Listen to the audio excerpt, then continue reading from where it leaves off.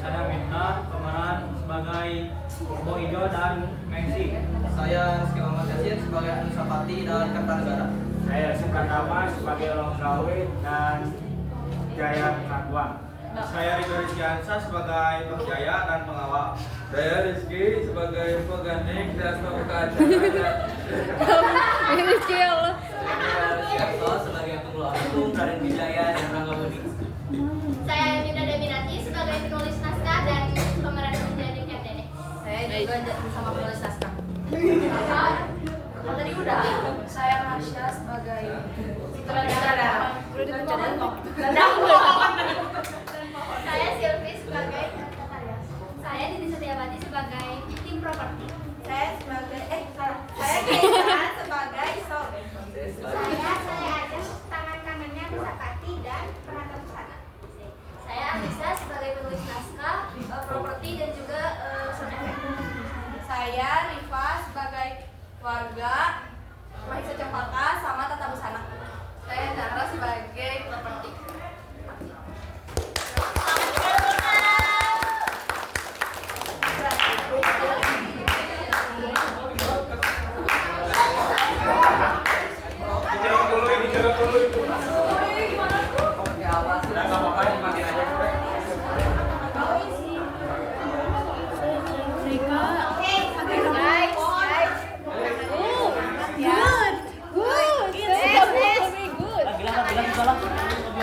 Mau please aku mau udah dong. Sumpah. Buat siapa? Kebatas. Oke. Please aku ini dari tadi boy. Mas, kamu selalu bawa ya? Aku mau. Balik.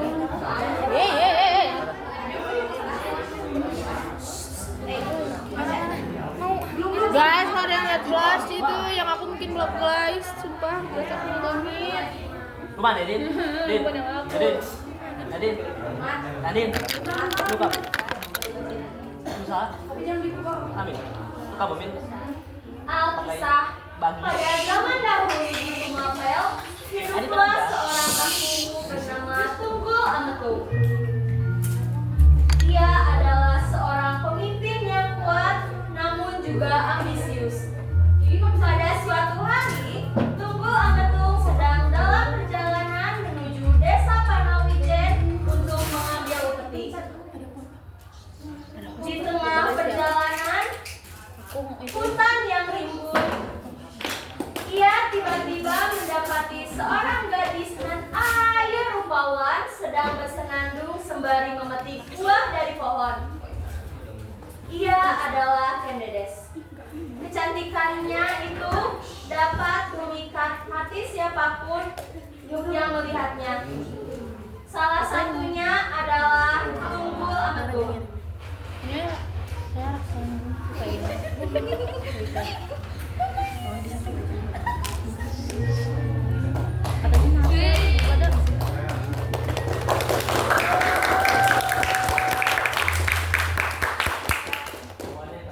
Siapa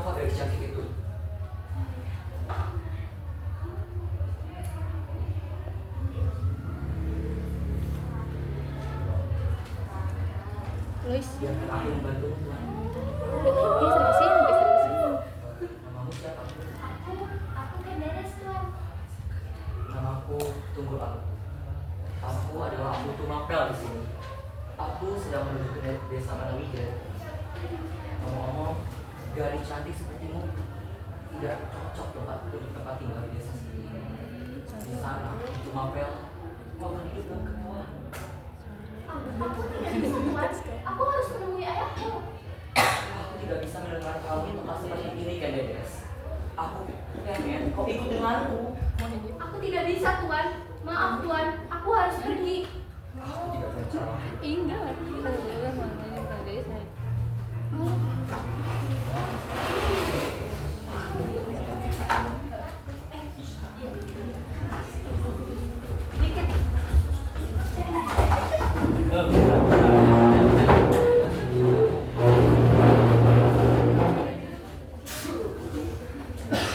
Di kediaman Tunggul Ametung.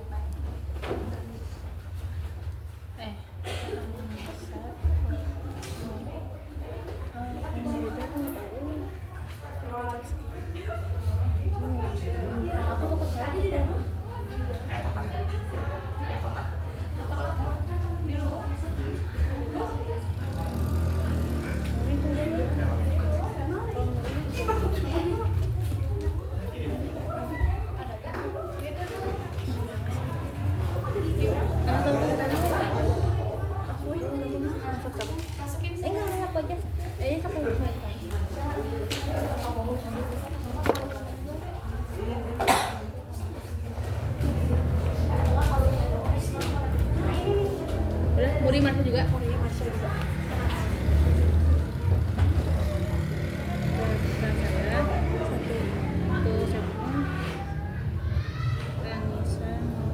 Kenderes,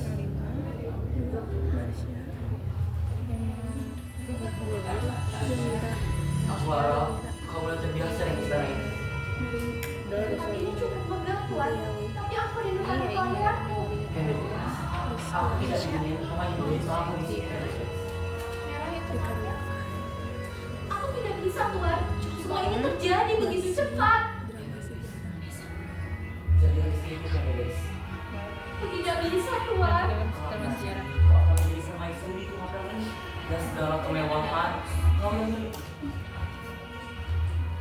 Jika itu kehendak Tuhan, aku akan patuh.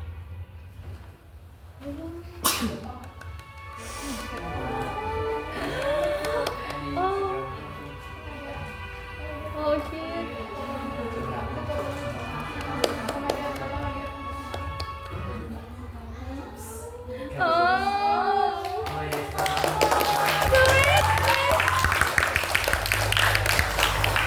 Udah cukup. Masih. Setelah bertahun-tahun pernikahan mereka berdua, Tunggul Ametung dan Terima kasih, ngapot Kenderes aja. dikaruniai seorang anak laki-laki bernama Anusapati. Beberapa bulan kemudian, Tunggul Ametung meminta untuk mencarikan seorang pengawal yang tangguh dan berani. Anis. Kesana juga pasti mereka ditambah pasti lagi dulu. Oh iya. Ini berarti kita coba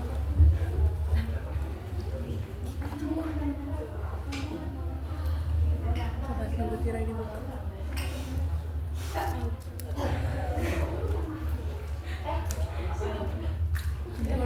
Lama ya. Guys, kalau ada yang lihat blast, please itu yang bulat 2. Masih di kediaman Tunggul Ametung. Sepertinya mulai saat ini aku butuh pengawal untuk menjaga kekuasaanku. Pengawal yang tangguh dan pemberani.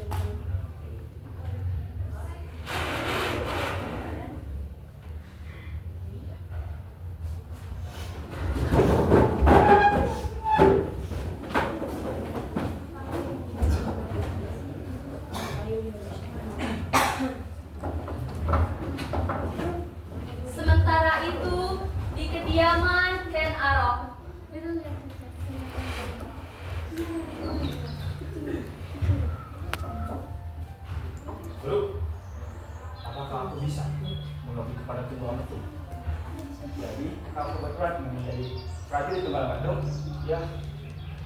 hidupku begini-begini saja. Aku sudah capek menjadi perantauan. Aku ingin jadi orang yang dihormati, Guru. Nah, hormati itu tidak hanya menggunakan baju perang saja, dan aku pun merasakan ada hal yang tidak baik dalam dirimu. Aku tahu aku bukan orang yang suci, tapi bagaimana jika takdirku lebih dari ini? Aku ingin merubah takdir diriku sendiri, Guru. Jalan cukup panjang, tidak semua orang kuat untuk menanggung cobaan untuk mendapatkan apa yang kau inginkan. Tapi jika kau yakin, pergilah, ayo.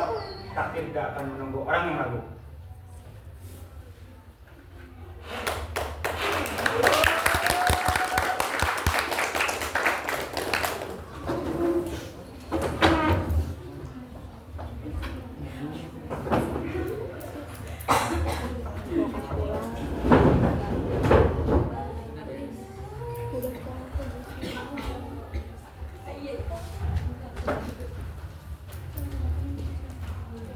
Di kediaman Tunggul Ametung.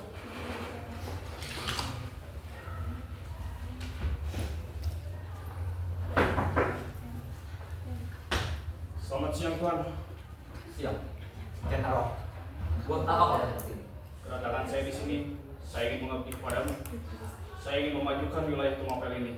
Apakah kau bersedia, Tuan?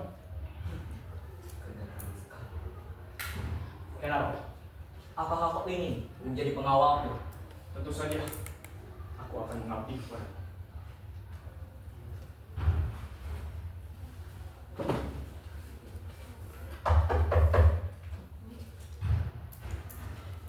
Ya Allah, cantik sekali. Masih oke. Cantik ya? Untungnya dia milikku. Tak lama kemudian, Ken Arok pun pamit pulang. Masya Allah.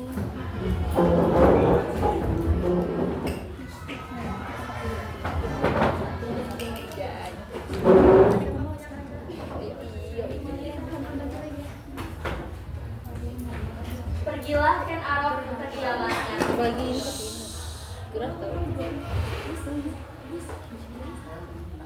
Kemedes!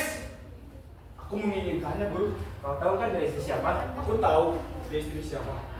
Tapi aku yakin dia bukan untuk Tunggul Ametung. Kalau begitu, rebutlah dia.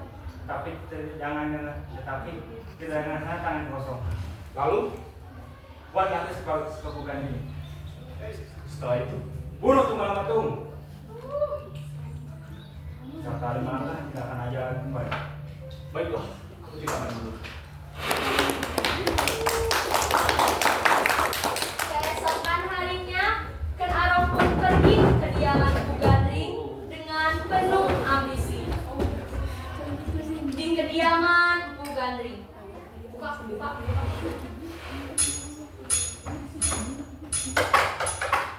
Bu Gandring, buatkan aku keris. Untuk apa keris itu? Untuk membuka jalan yang selama ini tertutup. Jalan seperti apa, Rok? Jalan menuju kekuasaan dan perempuan yang seharusnya menjadi milikku. Baiklah kalau begitu. Dan kau buatkan. Itu waktu 4 bulan untuk membuatnya dan tidak bisa diburu-buru.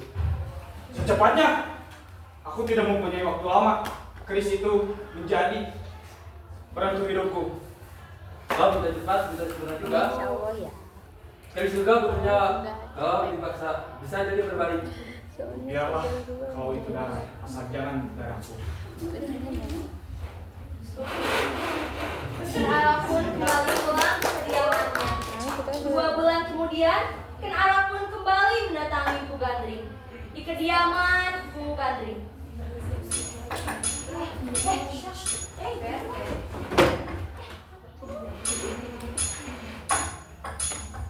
Sudah 2 bulan, Bu. Mana kerisku? Keris itu belum sempurna. Jika kau paksa ambil sekarang, mungkin akan ada bencana. Aku sudah membayarmu. Jadi, aku membutuhkan keris itu sekarang. Aku, mana itu sih? Bukan pesulap. Kau pikir membuat keris itu gampang? Keris itu sudah cukup bagiku. Akan aku ambil. Kalau kau pakai sekarang, akan ada cobanya. Mungkin termasuk nyawamu. Baiklah, kalau itu syaratnya. keris itu akan membawa Toyo Mela termasuk nyawa Arok. Kalau itu harga takdir, aku siap.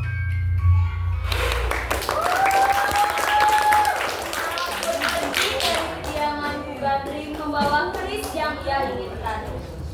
Di pertengahan jalan, tiba-tiba Ken Arok menemui seseorang sedang berjalan sendirian. Ternyata itu adalah Kebo Ijo. Ken Arok pun memiliki sebuah ide yang bagus juga jahat. Hei kau, lihat, aku memiliki keris yang indah dan gagah. Wah, indahnya. Eits, tentu saja, kau mau mencobanya. Tentu aku mau. Beberapa saat kemudian, di alun-alun desa pagi hari, mulailah ramai orang-orang. Lalu Kebo Ijo muncul dari kerumunan sembari memegang keris yang dipinjamkan oleh Ken Arok tadi dengan mata yang berbinar. Semua orang pun mulai mendekati Kebo Ijo. Loh, katanya udah mati loh. Kok bisa siapa begini? Wih, halus sekali ukirannya. Kau dari mana itu? Ini, aku langsung pesan ke Bu Gading. Katanya untuk orang besar. Dan lihat sekarang aku yang punya. Kau mau jadi apa pamer-pamer keris begitu? Gampang sekali kamu. Siapa tahu aku bisa jadi pemimpin nanti. Dengan keris ini, siapapun orang akan hormat padaku. Mimpi.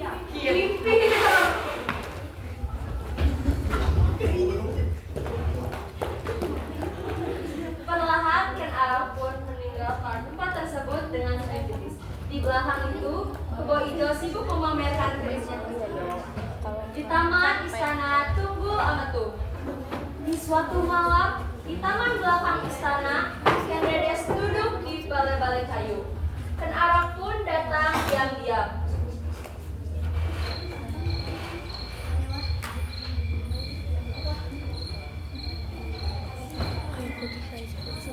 Kau? Nggak ada ya? Nggak ada. Kamu dulu. Aku muak Arok, hidup di balik dinding ini jadi milik laki-laki yang tak pernah benar-benar mencintaiku. Kau pantas kau. Lebih dari sekedar pejabat sombong itu. Rebut semua ini Arok, asalkan kau berani. Kalau aku membunuh dia, apakah kamu masih di sini? Aku sudah menjadi milikmu dari pertama kita saling menatap. Rebut semua ini Arok, bunuh dia.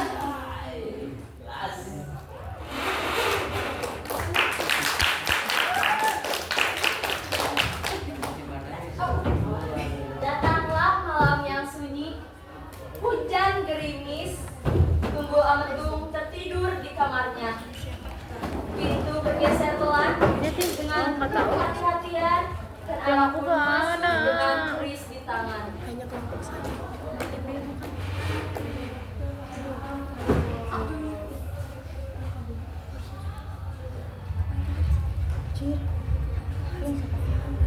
Maafkan aku. Takdirmu sekarang berada di tanganku. Dari pertama juga udah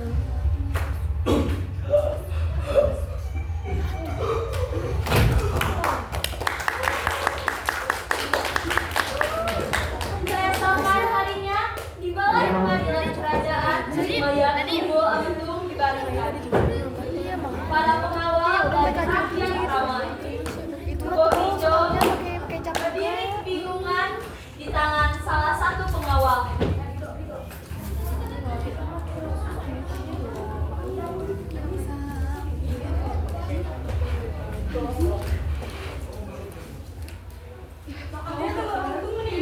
Kemarin bukan sekarang tuh gitu loh. Ada apa ya? Loh, ini bukannya punya Kebo Ijo. Iya, dia pelakunya. Wah, dia pelakunya. Nanti dia yang membunuh Kamu ya? Sedangkan Ken Arok berdiri di belakang dengan wajah yang tenang dan Dedes memperhatikan dari kejauhan. Ekspresi datar tapi matanya menahan senyum.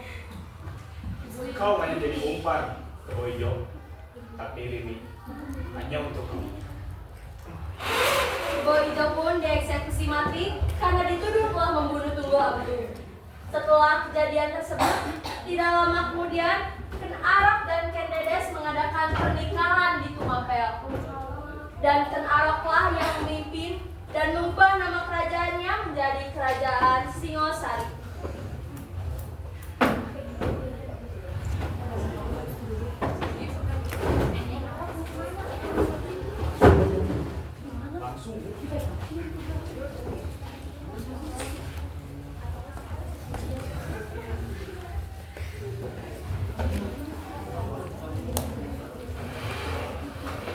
Malam ini, di hadapan para leluhur dan semua rakyat, kita saksikan ucap janji pernikahan Ken Arok dan Ken Dedes sebagai pemimpin dan permaisuri Tumapel.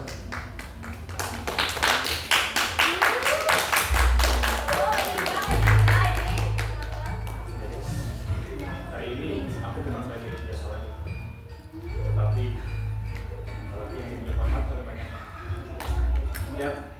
Lihatlah, di depan mata banyak orang, aku berjanji akan menjagamu dan juga kalian. Dan aku bukan hanya sekedar istri bagimu, tapi permaisuri yang akan selalu berada di sisimu. Dengan begitu, pernikahan kalian telah disahkan.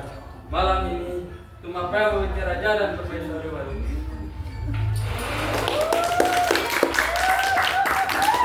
Semua orang hormat dan seragam telah mulai bersemarak.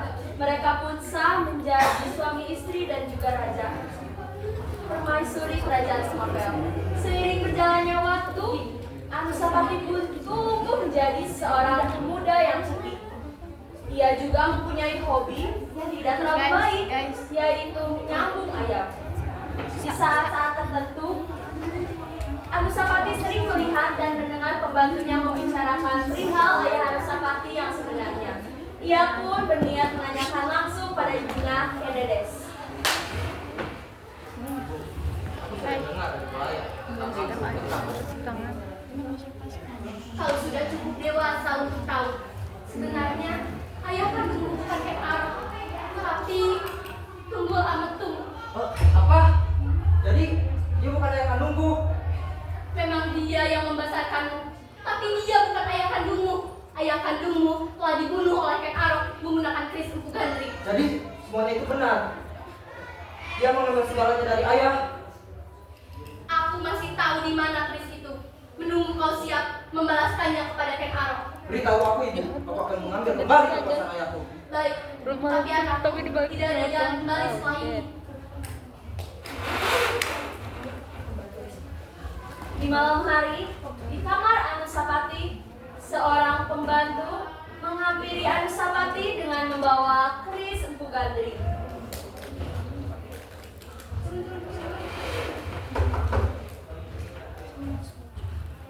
Ini Tuhan keris yang kau perintahkan.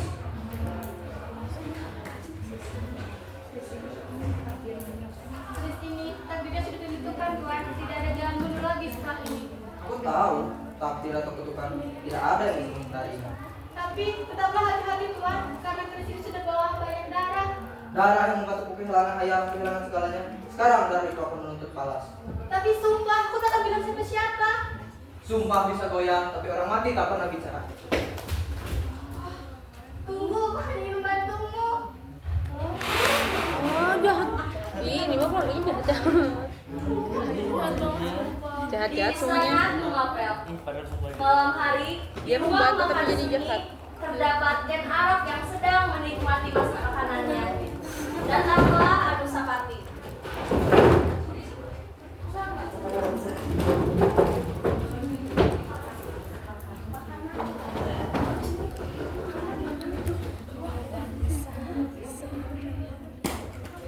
Foto gak sih?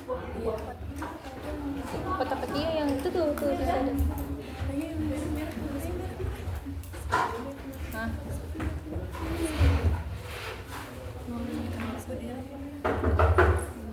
Tidak.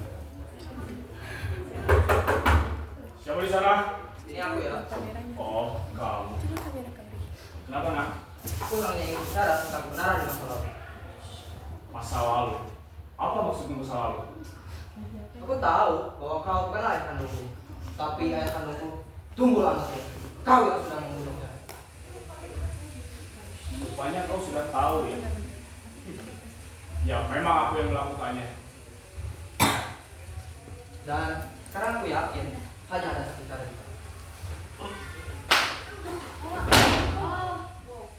Pada akhirnya risiko kembali kepada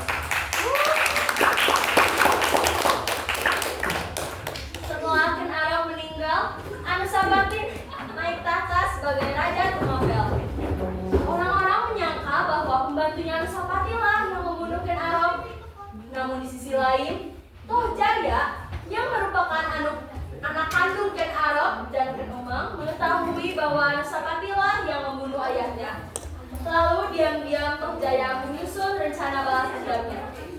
Toh Jaya tahu bahwa Anusapati suka menyambung ayam, jadi ia mengatur pertemuan pura-pura suka dalam menyambung ayam di halaman belakang istana. Dengan suasana yang teduh, Toh Jaya duduk santai di tepi kandang ayam, menunggu kedatangan Anusapati. Tidak lama kemudian, datanglah Anusapati. Lihat, aku telah mempunyai ayam jago baru yang katanya galak. Iya, Bu. Ayamnya atau tuannya enggak? Kau lihat saja sendiri. Ayam ini bukan sembarang ayam.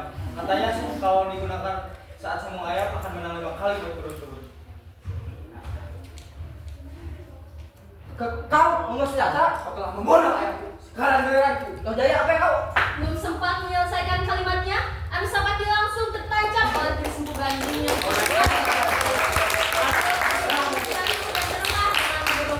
Itu benar-benar tak pernah puas.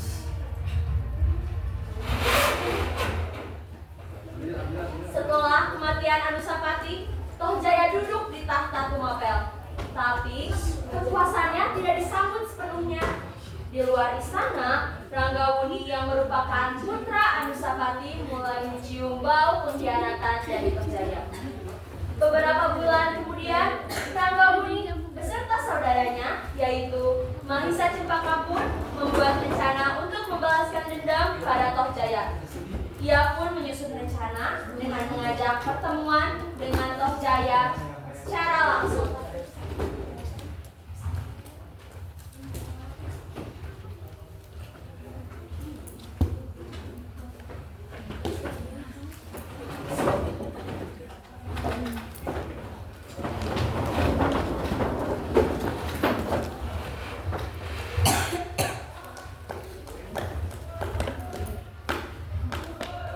Hei kau, yang berani membunuh ayahku, yang sekarang duduk di singgasana yang sama sekali bukan milikmu. Tahta ini kutebus dengan darah. Kalau kau mau, rebutlah dengan darah juga. Sudah terlalu banyak darah yang tumpah karena kau, Toh Jaya. Tapi yang kali ini memang harus diakhiri. Hahaha. Kalian pikir Tumapel akan damai setelah aku? Kutukan kris itu masih belum selesai. Justru karena itu, aku akan mengakhirinya hari ini. Silakan, lanjutkan warisan.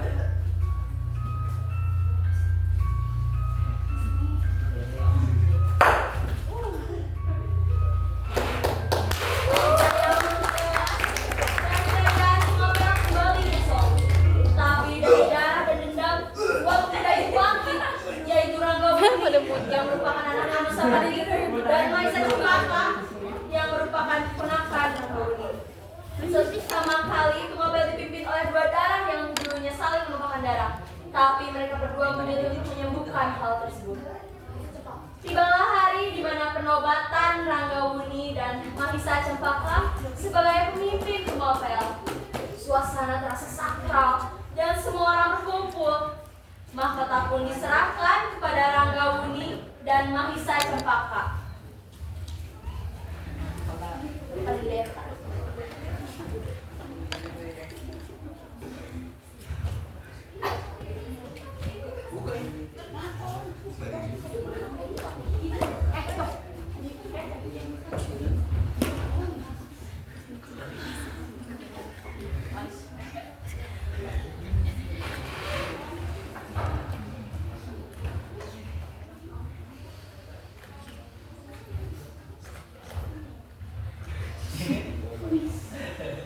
Dengan ini, kerajaan Mapel saya serahkan kepada kalian.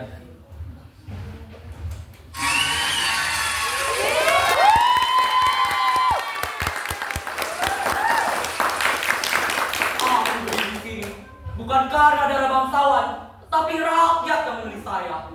Saya akan balas segala kesalahan dengan keadilan. Tidaklah aku berpegang lagi dua dengan dendam. Kita akan bangun, bukan dari luka, tapi dari harapan. Bahwa kepemimpinan mereka berdua untuk Mapel menjadi damai, tanah subur, panen melimpah, rakyat senang, dan luka masa lalu mulai sembuh. Beberapa tahun lamanya, Rangga Budi pun menua, duduk lemah, Maisa Cangpaka menemaninya. Kertanegara yang merupakan putra Rangga Budi berlutut di sampingnya.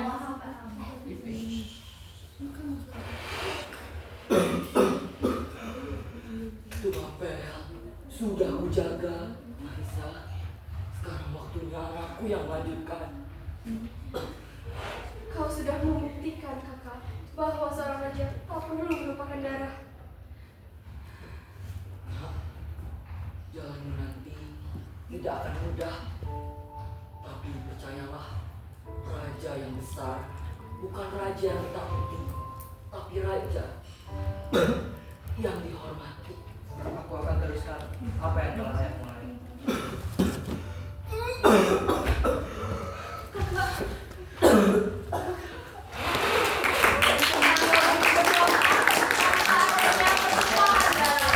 Tahta pun jatuh ke tangan anaknya, yaitu Kertanegara. Kertanegara adalah pemimpin berwawasan luas, namun juga keras kepala. Di masanya, Singosari menggapai kejayaan, tapi juga menyambut kehancuran.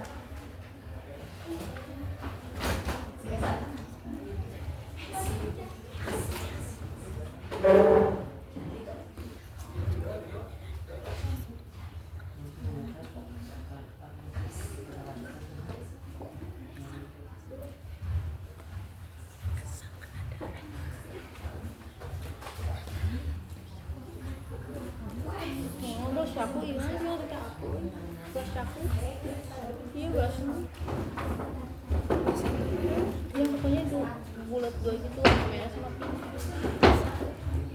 Semoga ya.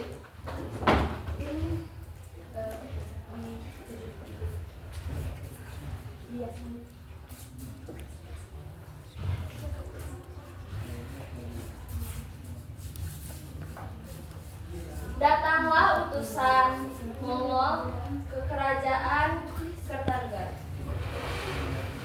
Kaisar bergerakkan Mensa, ia meminta Raja Singasari. Ia meminta Raja Singasari tunduk pada dinasti Yuan. Bayarbati atau apa? Buat budak pada bangsa yang kenal hormat. ini perintah kekaisaran, hormati atau tanggung akibatnya. Jadi, aku ini raja yang bukan bisa dibeli. Kau datang sebagai utusan, tapi akan pulang tanpa kehormatan. Dengan marah, Kertanegara menyuruh pengawalnya melukai sang utusan, jadinya dipotong dan wajahnya dirusak. Utusan Mongol kembali ke negerinya dengan luka dan hina. Menjelaskan jauh, ia menyiapkan ribuan pasukan untuk menghukum Singosari. Namun, belum sempat Mongol tiba, musuh dari dalam muncul lebih dulu. Jaya Hatwa, penguasa menyimpan dendam pada Singosari. Saat istana lemah, ia menyerang.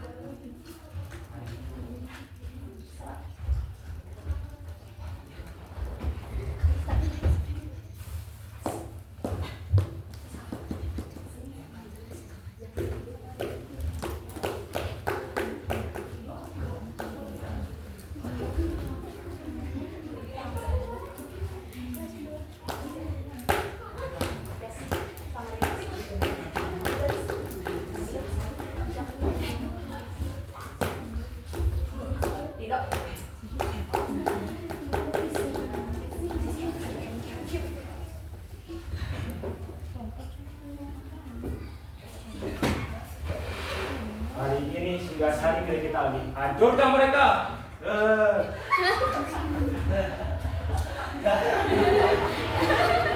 Dalam satu malam, Singasari runtuh, Kertanegara tewas. Tapi sejarah belum selesai. Berani kita Mongol tiba di Jawa, mereka tak menemukan Kertanegara. Namun malah bertemu dengan orang yang menawarkan mereka dengan tawaran menarik, yaitu Raden Wijaya yang mengadu domba Jaya Katuang menjadi Kertanegara.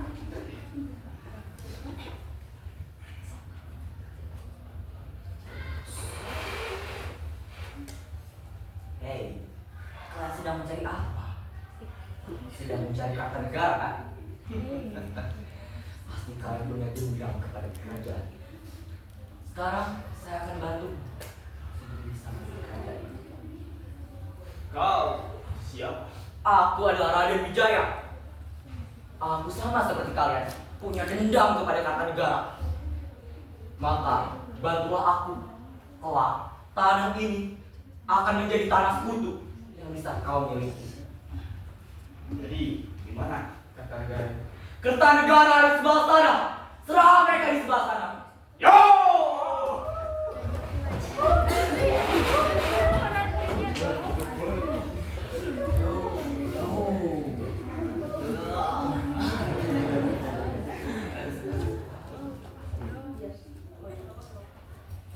Dengan bantuan Mongol, Jaya Katuang apa yang diadu dombakan sebagai Kertanegara itu berhasil dikembangkan. Kediri pun jatuh. Tapi rencana Raden Wijaya belum selesai. Tibalah hari di mana Raden Wijaya melancarkan aksinya, yaitu mencoba mengkhianati Mongol.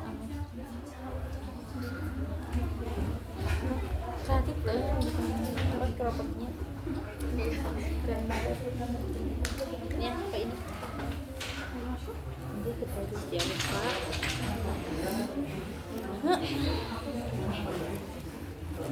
Foto.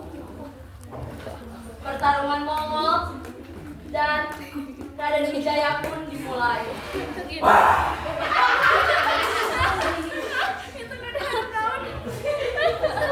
Lihat mereka. Mereka adalah pasukan Mongol. Mereka tidak siap. Sekarang waktunya kita serang. Tanah ini, tanah milik bangsa kita, bukan tanah bangsa asing. Serang mereka!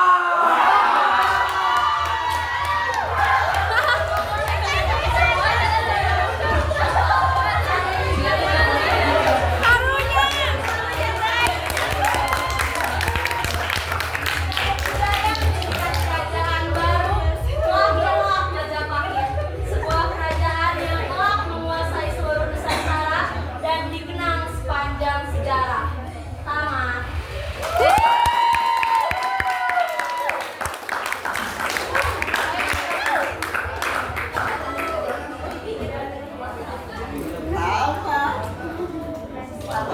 Foto di luar. Bentar, Pak. Foto, Pak. Di luar, di luar. Dari apa?